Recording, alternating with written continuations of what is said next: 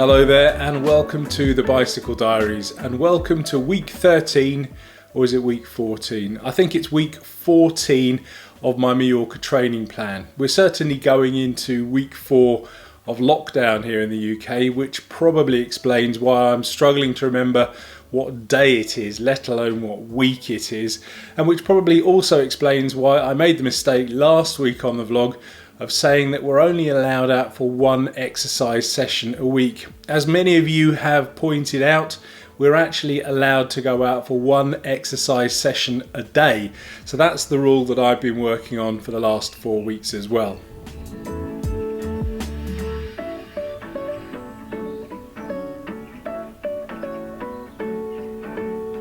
Even though we are in lockdown, it's still been a pretty good week on the bike, and that's been partly due to the really nice weather that we've been having. I started the week on Tuesday doing the Jolly Good Velo meetup on Zwift, where we rode around Central Park in New York. I'd just like to thank everybody that turned up. We had about 50 people from around the world. And I'd particularly like to thank the ones in Australia, because the ride started here at 6:30 in the evening.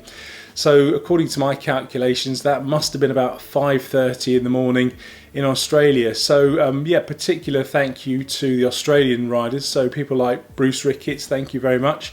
And if you keep watching this space, I might even do a second Jolly Good Velo meetup, which is a bit better for you down there. So it means me getting up fairly early, but if that means we can have a few more Australian riders turn up and do the Zwift sessions, that would be absolutely fantastic.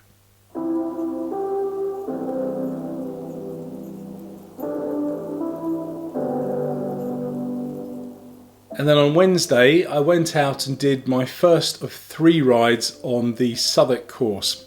Now that's not a particularly long route, it's only about 27 kilometres round, but I do try to ride it as hard and as fast as I possibly can.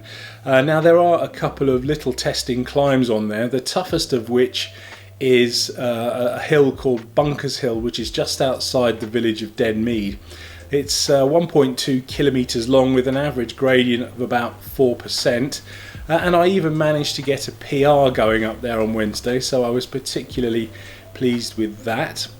And then I went out and did another 2 rides on that same course, one on Thursday and one on Saturday.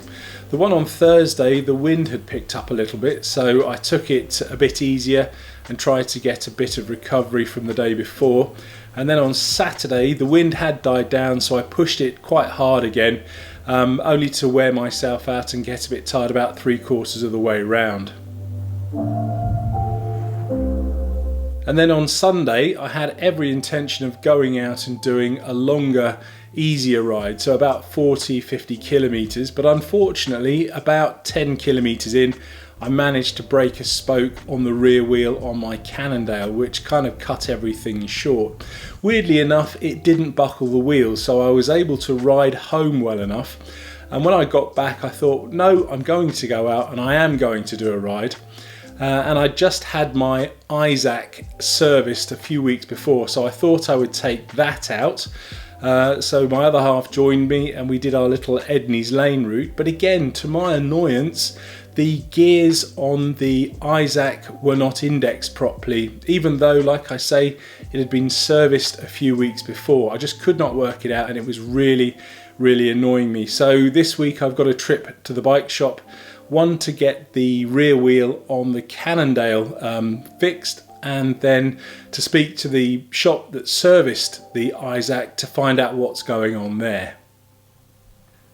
So that means that I only now have one bike that I can actually ride out on the road, and that's my Trek Madone.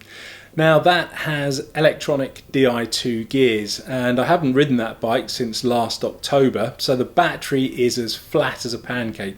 So I've taken a little while now to charge that battery up. It's done its thing and it's fully charged, so I'm looking forward to riding the Trek once more. Although I am still also looking forward to getting the Cannondale and the Isaac fixed. One of the curious things at the moment is the wind. Now, to be fair, the wind has been particularly strong recently, and as any cyclist will tell you, we hate riding in strong winds, particularly if they're a headwind. But some of the rides I've done recently, on paper the wind hasn't seemed to be that strong, so maybe 10, 11 kilometers an hour, but nevertheless it's been really difficult to ride in it. Now the conclusion is that maybe the winds are stronger than I first think, or maybe I'm not quite as fit as I first think, or the more scary conclusion is that while I've been on lockdown and on this corona diet binging on comfort food, I've increased to the size of a house and I'm a massive surface area for the wind to push against. So that's just one more reason why I think I really do need to focus on what I'm eating and try and lose a bit of weight and get a bit fitter on the bike. Taking all of that into account, the totals for the week are 132 kilometers ridden, 4 hours and 45 minutes of seat time, and 835 meters climbed.